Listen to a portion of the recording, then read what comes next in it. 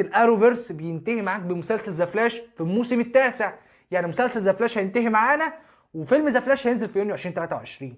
يعني مش هيبقى في حاجه ساعتها في حاجه اسمها عوالم منفصله لعالم دي سي، او شركه دي سي بتعمل حاجات منفصله هتنتج عالم مستقل، عالم واحد افلام او مسلسلات. ليه ما تديش الرايتس دي لمنصات تانية، خصوصا ان انت مش هتعرف تنتجها او مش مهتم او مش عايز، وترتاح وترمي الهم ده للابد وتقفله قفله خلصت. هتقول لي نعمل افلام، اقول لك لا، انت مش عايز تعمل افلام، عايز تخلي افلام، فكره افلام سوبرمان الجديده والله اعلم بقى، جرين ايرو وجرين لانتر وفكره الرؤيه بتاعت جيمس جان وما الى اخره، مش عايز تتاثر على الارباح. مع ان نتفليكس يعني مش هتعرضها في السينما للمده الكبيره زي ما انت متخيل، بس مش عايز تاثر على الارباح والناس تتشتت، اعملها مسلسلات.